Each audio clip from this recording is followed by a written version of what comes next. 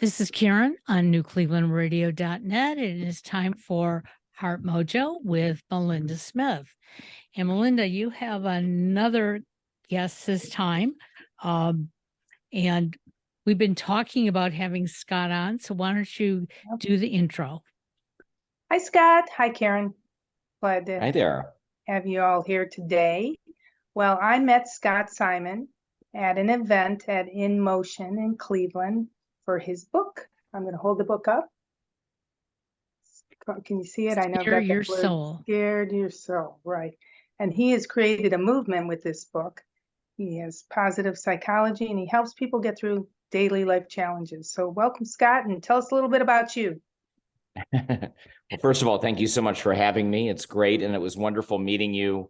I am a native Clevelander, grew up in Pepper Pike, and grew up in many ways very, very shy, and was the subject of bullying when I was growing up.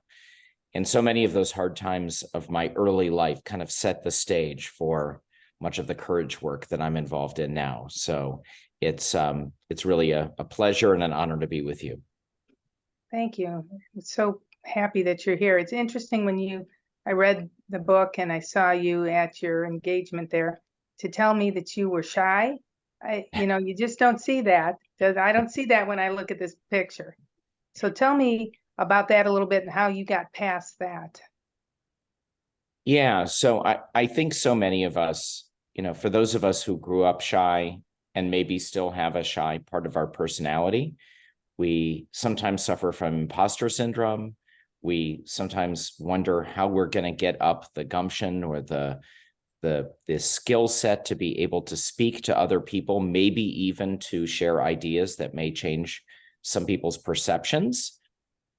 For me, I had an epiphany on an airplane, actually. That shifted everything for me. I had, as I mentioned, grown up very, very shy and stayed that way, had a number of, fairly traumatic experiences growing up, as many of us have. And I had graduated from college and really did not have any direction in life. And I was given the opportunity to fly overseas and to teach English to Holocaust survivors in Israel for a year. I don't know why I said yes, but somehow I said yes, and got on the flight and had a panic attack. I could not figure out how I was going to do this, to go to a different country where I didn't know the people or the language. I didn't know anything about what I was about to do.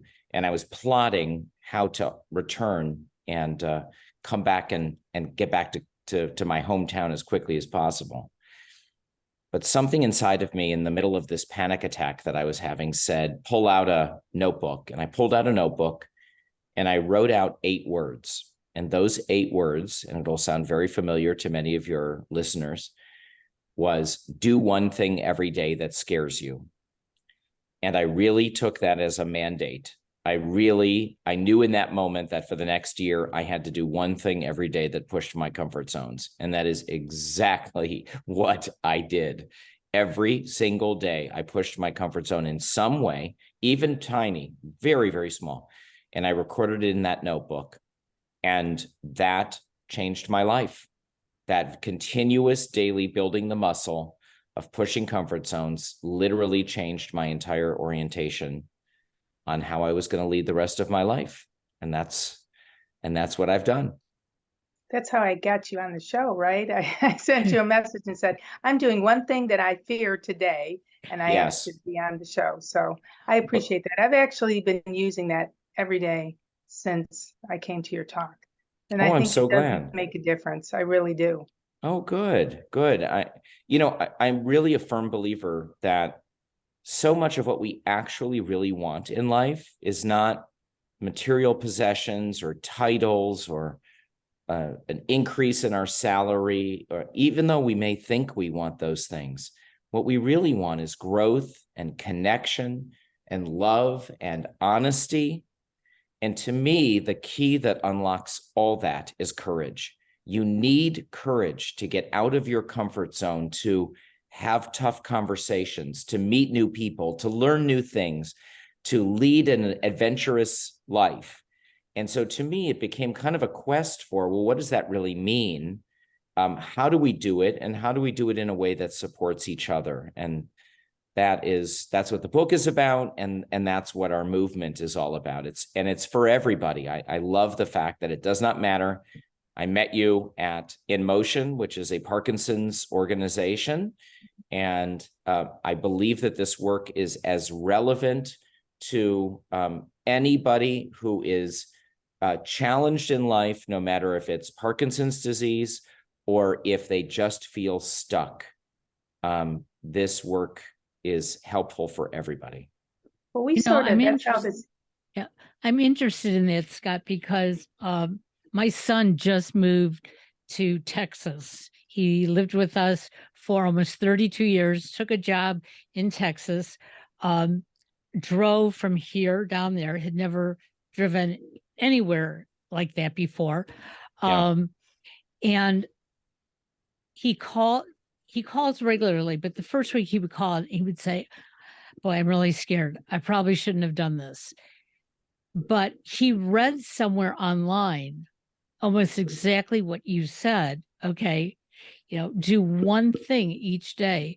And he's now been down there 4 months. And this morning he called because he had a big meeting in Dallas that he had to drive to. And he said, okay, so I get to drive with all the crazy Texans today. I'll let you know how that goes. And he called right before this and he goes, okay, I did it.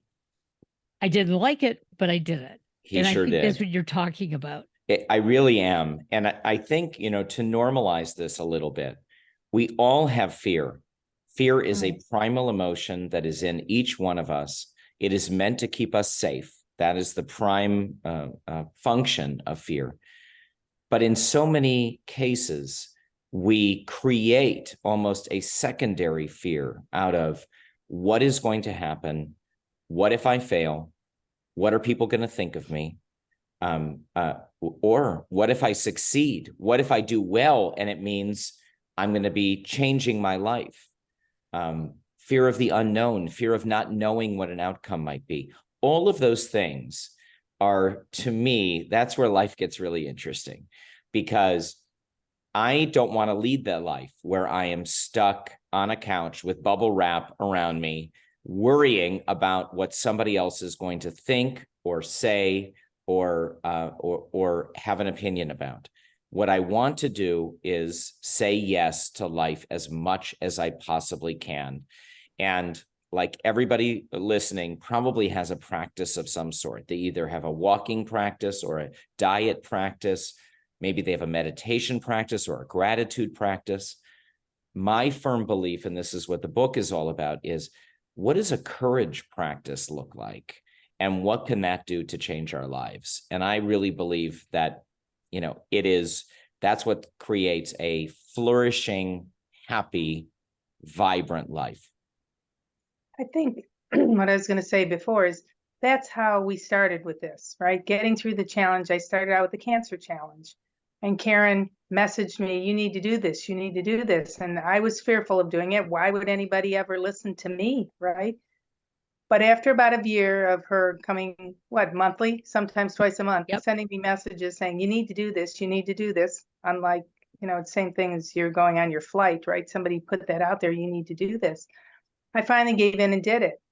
And my feeling was, whatever I'm going through, I have these challenges. If I can help people, one person, get through a challenge in that day, then the show was worth it, no matter who's watching, right, at the time.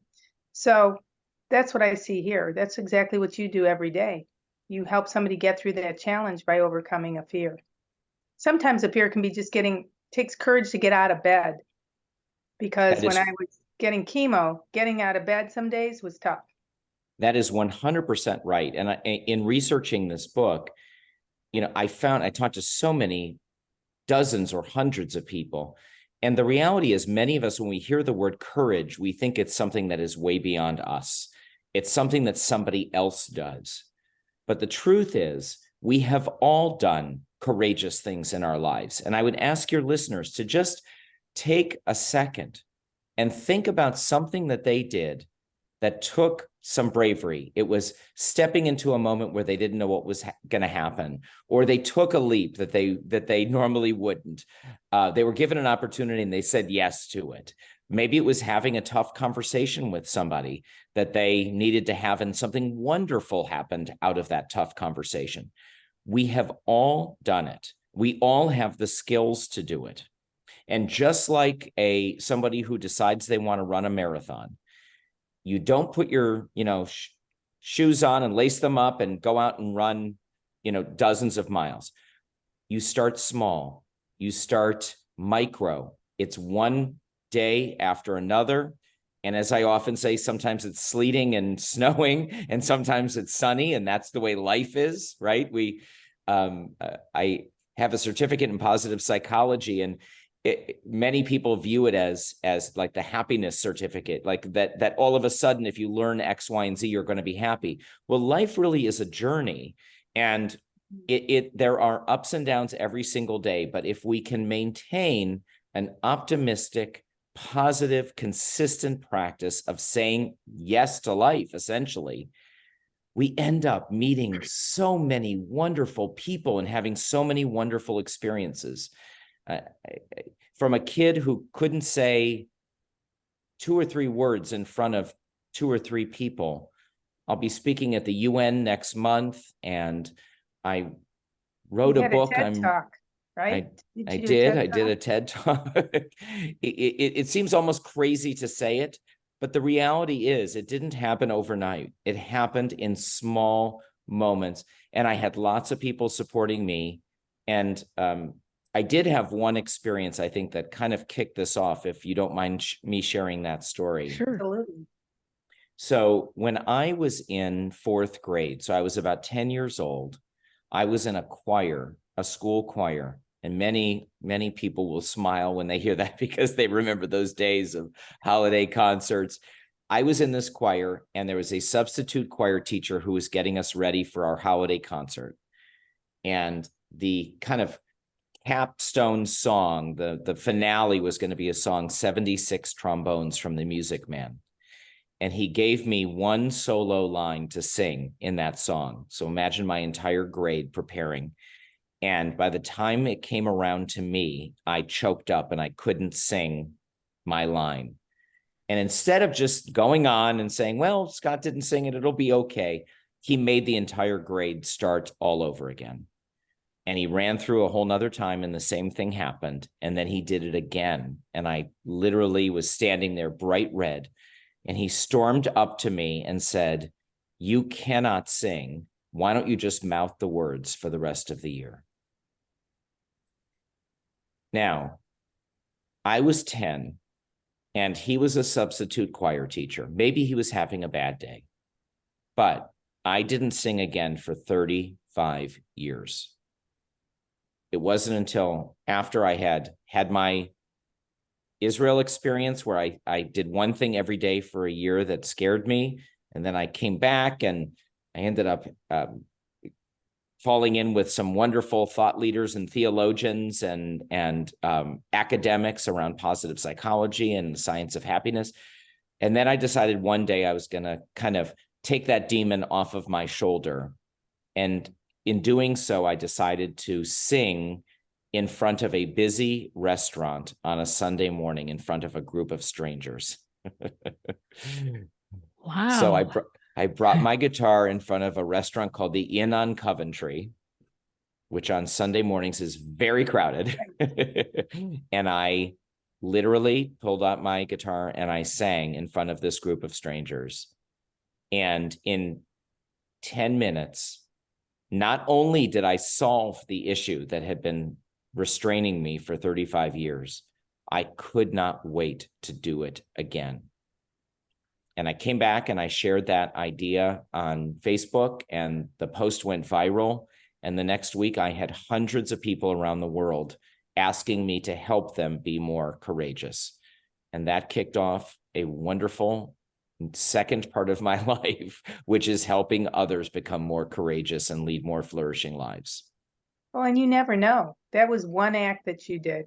And you did it for yourself. You didn't do it to launch this this career that you have now of helping other people, kind of what I did with the beginning of the podcast. I was just doing videos for people to help them get through their challenges in cancer, right? You know, if you're Yes. having a bad day and you spend your day in the bathroom, let's figure out a way to laugh about it. And I put a jewel encrusted toilet on Facebook and said, "Oh, I'm sitting on my throne today." And people laughed, and that little bit helped. And so here we are doing a podcast. I think what you just said is so important. And first of all, that is fantastic. And I'm not surprised in the least that it helped people. I think the real magic behind all of this is we're not doing this for other people. We can do it with other people and they can support us and we can support them. But we are, as humans, this is our journey. And we all go through traumatic experiences. You cannot live life and escape some level of trauma. And that can be when we're kids, can be when we're older, could be something that somebody says, certainly could be something that somebody does to us, could be vicarious trauma where it's happening to other people in our lives. And that creates blockages and barriers for us saying yes to these moments. And I really believe that when we decide that it is our time, and I really believe that for all of us, that day is today, when we decide it is time to take control of our lives, that means starting to say yes to those things that give us butterflies in our stomach, those things that give us tightness in our back and in our chest. We all go through the same emotions, but I happen to be one of those people that when I get butterflies in my stomach, that means move forward. It doesn't mean shrink back. And if I could give any, piece of advice or lesson, it is start paying attention to your mind and your body. Know where that moment of fear or discomfort arises, because it will, and it probably will every single day in some way. And then ask yourself, is this fear keeping me safe? Or is this something that may be holding me back? And if you can answer, this might be something that's holding me back, then maybe you need to buy that cup of coffee for a stranger at a coffee house, or have that tough conversation, or ask for more responsibility at work, or tell people. I met with someone, I coach divorcing men, and I met with someone the other day who wants to start telling people that he is getting divorced and he's been afraid of it. And I said, is it something that's keeping you safe? And he said, no. And I said, is it something that might actually allow you to achieve a level of connection with other people because you share it? And he said, yes. And I said, so what are you going to do? And he said, I'm going to do it. That's what it's all about. I think you can take that same thing to disease process, because you were speaking at In Motion, which is a Parkinson's location in Cleveland, right? So Yes. I'm sure there are many people that go and they keep their illness a secret because Yes. they're afraid. Yes. So what do you say? I think probably what you just said, but what else would you say to somebody who's going through that process? Because you can share that process and it can come back to bite you in a different way, depending on your job or what you do. So what would you say to that person? Sure. And I think that that's so much of this. I'd like to answer that just with a brief story, if you don't mind. Sure. When I started Scare Your Soul, when that post went viral and I had all these hundreds of people asking me what to do, I'm an inviter and I'm a creator. I love creating opportunities for people to plug into something that's going to be positive and maybe even change their life or help their life at the very least. So I started Scare Your Soul, our movement. It was at that point just a rinky-dink website and a weekly challenge. And I had somebody come to me and say, I'd like to do a challenge, but I'm not really afraid of anything. And I said, well, let's talk about that. Why don't you come back to me in a week and tell me one thing you're afraid to do, and I'll support you in doing it. And she came back to me. She's a very, very strong, she's a dancer. She's very, very fit and physically tough. And she came back to me and she said, I want to hold hands with somebody in a mall. That's what would push my comfort zone. And I said, gosh, Okay, that doesn't sound at all courageous to me. Tell me why that feels courageous to you, because to me, that would seem easy. And she told me that she was abused earlier in her life and that she did not like to touch anybody or hug anybody. So for her, that meant courage meant walking through a mall holding hands with somebody. This is all so individual. That's my point. I think everybody has their own journey. Everybody has their own set of ways and values by which they lead their life. And I would never counsel somebody without really knowing the facts. Yes, you should do this, or no, you shouldn't.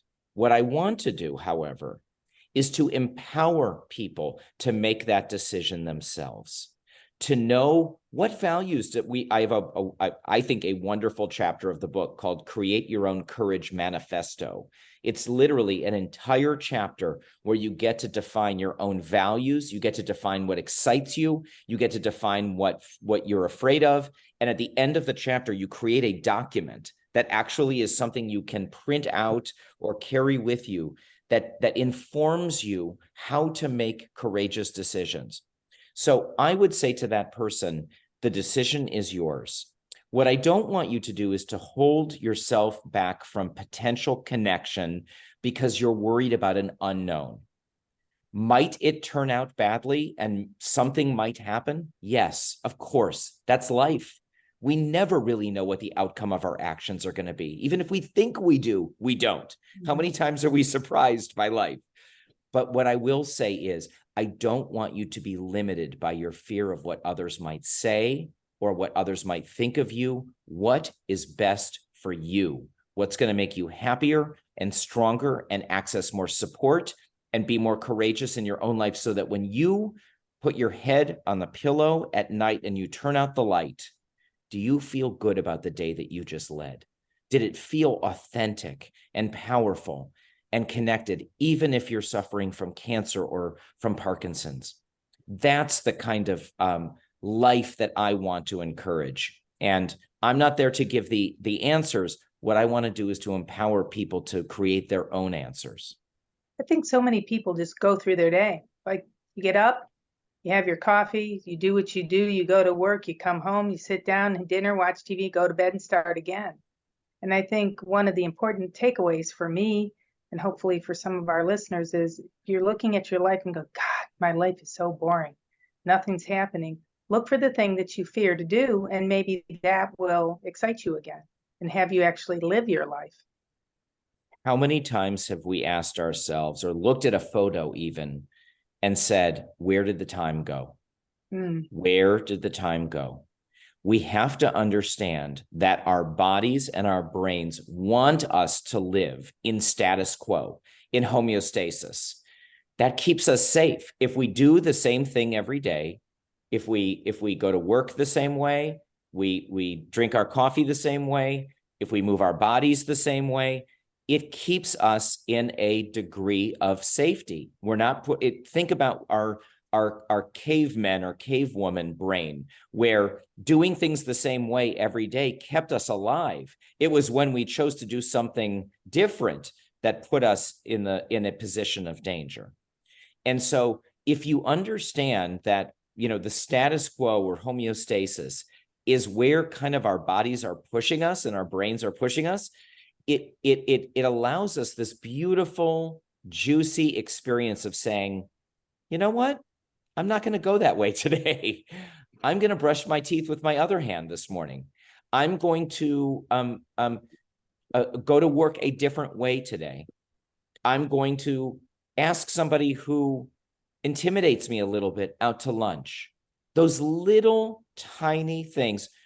And we haven't even we certainly don't have the time today to talk about neuroplasticity and actually changing the pathways in our brains by doing different things. I'm just talking about confidence, about doing things differently, so it keeps us interested in our lives. It keeps us present, and it keeps us from looking at those photos and saying, oh my gosh, where did those 5 years go? Well, Scott, and I can assure yeah, go ahead. Don't you think that many of us have grown up in a society that told us who we were going to be. At least our parents told us who we were going to be. And every time you may have ventured out, if it didn't work exactly the way you thought it should, you came back and you said, okay, well, I'm going to go back and do what I've always done.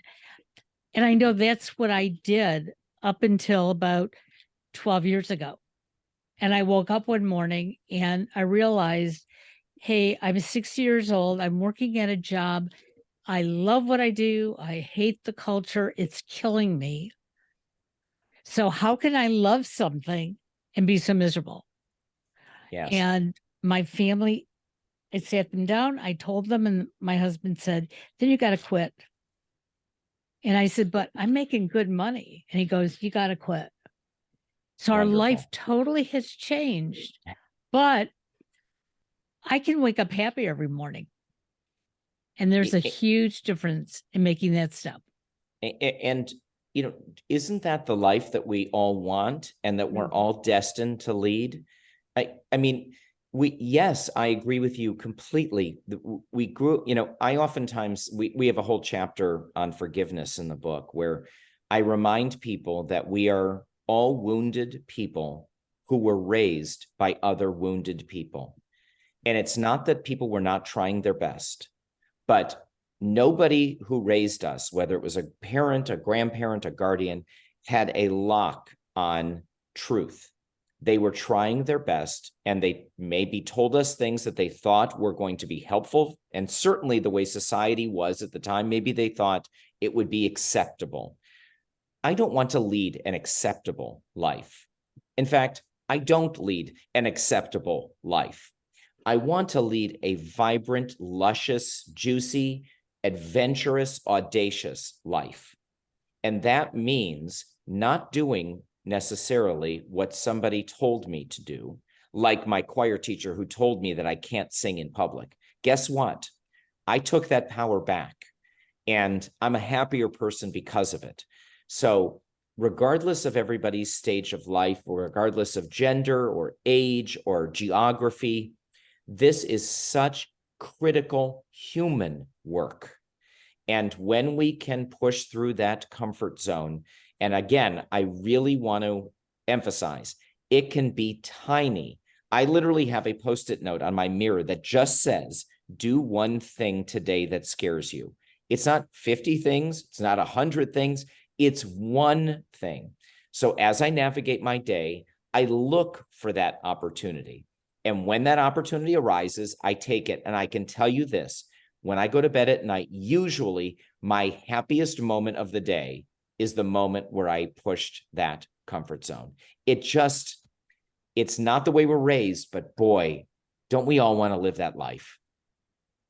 Do you think there's a generational difference today? Do you think, I mean, we're similar age groups, right?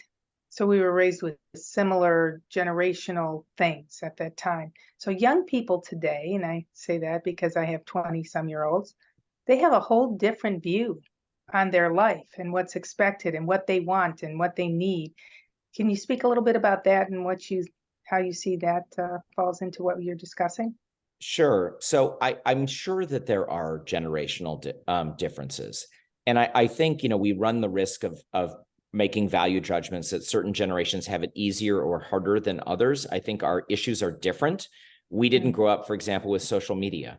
Nope. I know that my kids can't, you know, feel like they can't go anywhere without, you know, documenting it or thinking about documenting it. And I'm not saying that in a bad way. I'm saying that that's their life. Right. And therefore, their risk tolerance or their failure tolerance is very different than ours. I mean, they have to look good all the time, and they're on show all the time. We can kind of recede into the background and go offline for a while and do, you know, make our own decisions and choices. I know for many, and I talk to high schoolers, and you can imagine what high schoolers are going through. I do think that there is an openness for younger generations in the societal constraints. They don't feel that society necessarily is telling them, you have to take this one job and stay in it, and you can't color outside the lines. I think coloring outside the lines is more acceptable. But I still go back to my original premise that we all have fear in us. It's like saying, I'm not going to be happy this year. I'm just not going to be happy. I've decided I'm not going to be happy, or I'm not going to be embarrassed, or I'm never going to be jealous. It is a reality of life. And what people are afraid of in their 20s may very well be different from what people are afraid of in their 80s. But we all feel it. And in my mind, the question is, what do we do then? We're feeling this sense of fear. Is there a way that we can step into that moment? Let me give you just one other quick anecdote. Sure. When I started Scare Your Soul, we had our first photo shoot. We had a whole bunch of people who were doing our challenges, and I invited a whole bunch of them to my home. And some of them were young and in their 20s. And for them, being courageous meant literally, quitting their jobs. One moved, to New York, and it was great to hear her story. And there was one woman who was in her late 70s, and her moment of courage, which she had not yet done at that time, was to call her doctor and to arrange for a doctor's appointment. And I said, tell me why. And she said, I just don't know what he's going to say, and I'm worried about bad news. Mm-hmm. So are both of those fears? Yes. Are both of them valid? Absolutely. So let's inspire each other.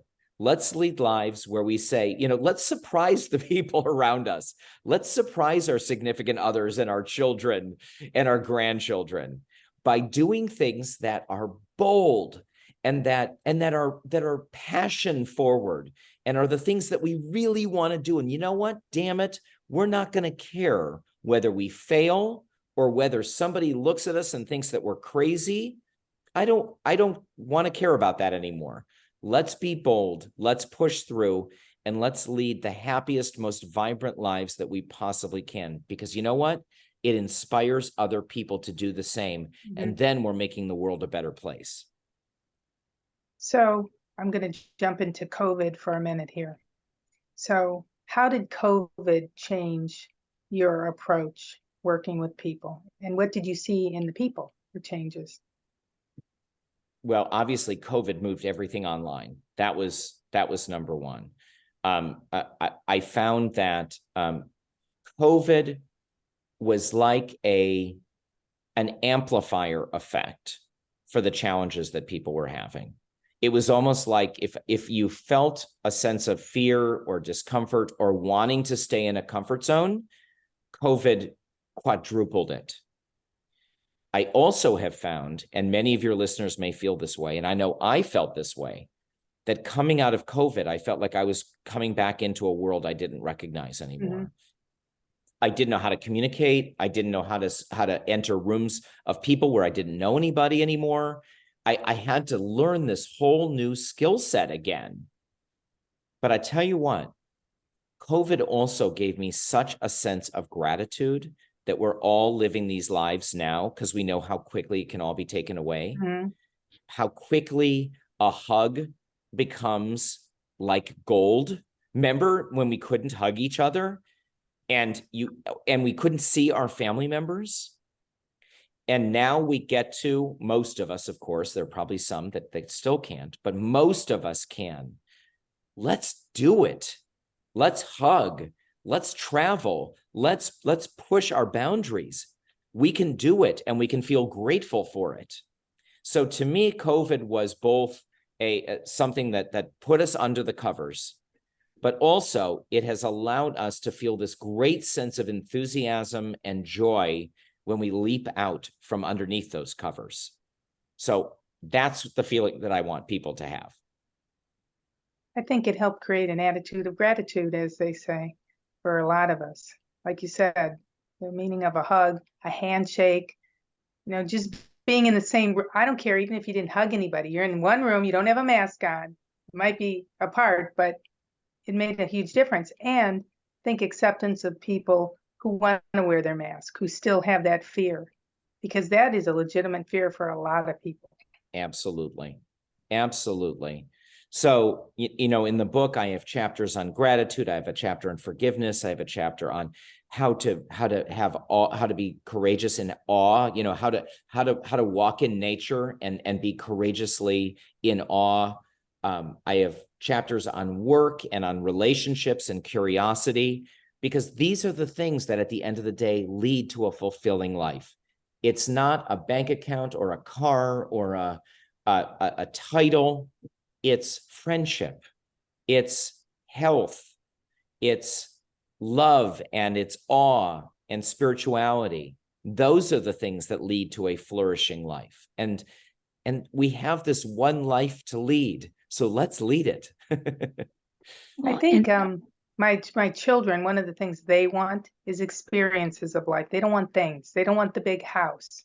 They don't want the maintenance of that. They don't want things that a couple generations ago were a big deal, right? You got the house, you made it.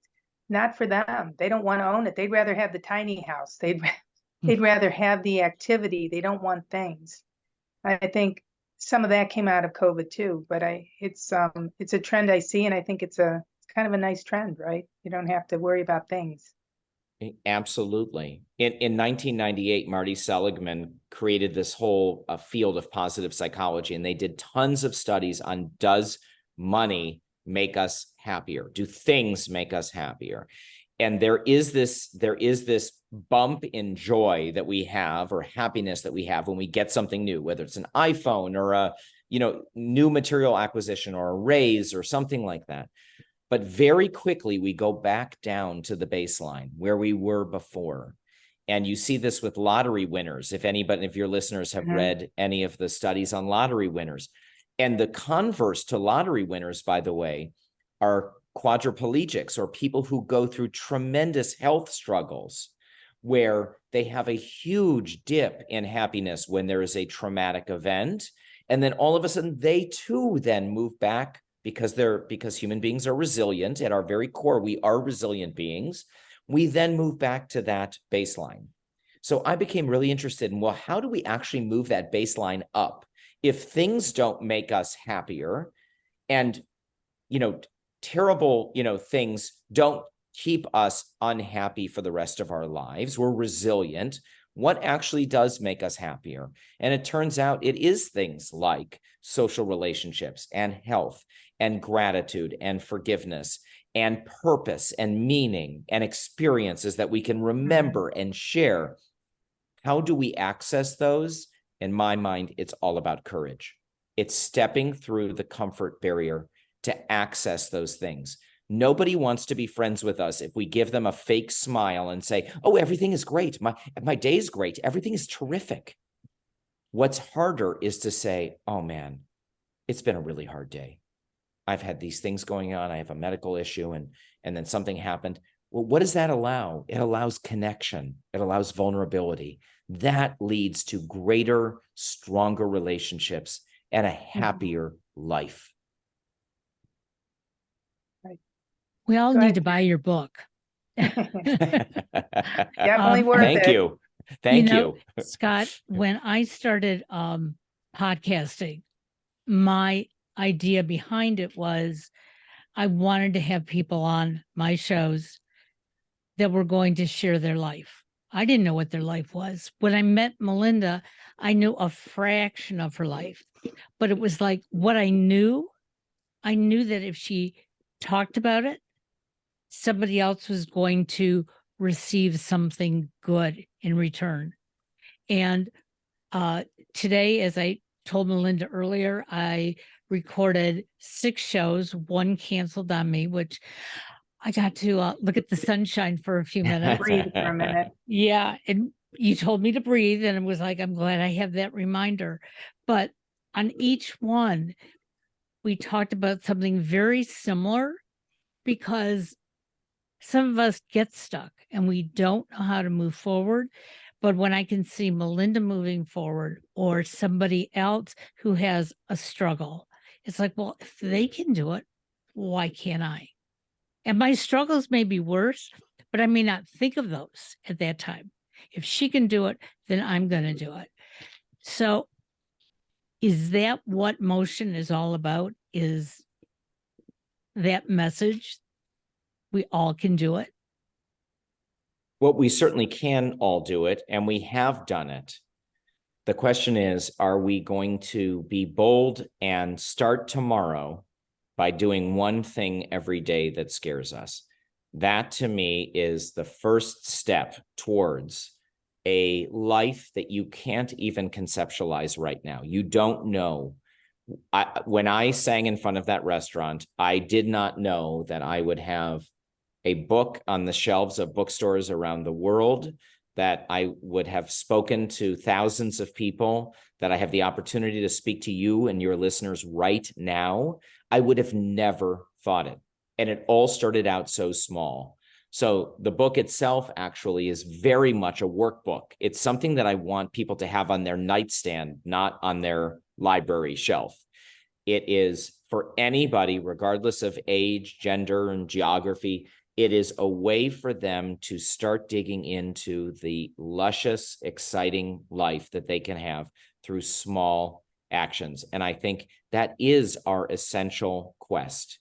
The phrase of, everything great happens on the other side of fear. I think that is absolutely true, but it takes a little push. It takes a little gumption. It takes a little commitment to get there. I think my phrase, which I always use at the close of my videos, was I'm working through my challenges. And if I can get through my challenges, I know you can get through anything that challenges you. That's basically what you're saying. Take that one step, go through that fear. It's the same type of process. Absolutely. Absolutely. It can be done by all of us, and it should be done by all of us, because when we do it, not only do we lead a better, happier, more vibrant, more interesting life, we're also inspiring everyone else around us. We may not even know it. We may not even know the impact we're having on others. But if you think about the people, and your listeners think about the people who are your role models, who are the people who don't care what others think, or who will take a bold step, even in the face of fear, who have stood up in support of others who can't speak for themselves, who are getting through an illness with a smile, with a wink, with helping other people along the way. They're doing it.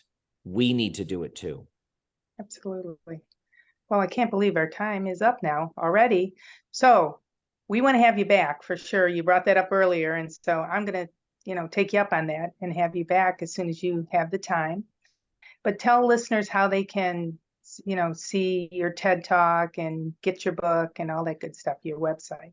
Sure. So the book is easily found on Amazon. The name of the book is Scare Your Soul. And or you can go to your local bookstore. There it is. I could not be more proud of it. I'm so honestly thrilled, and I get messages every day from people who have read it and are starting to make changes that are going to make their lives better. It's just the best. Our website is scareyoursoul.com. Your listeners can sign up for our free weekly newsletter. There's a challenge every Wednesday.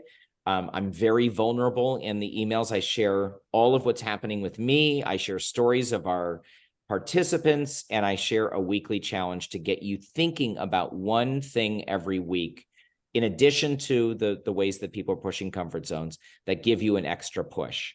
So you can sign up for free. We'll never be charging for it. It's part of creating a community of people who are leading flourishing lives and really pushing comfort zones every day. All right. Well, thank you so much. Appreciate you being on today. And we will definitely have him back. Right, Karen? Absolutely. And all that information will be in the show notes. So you didn't have to memorize everything Scott said.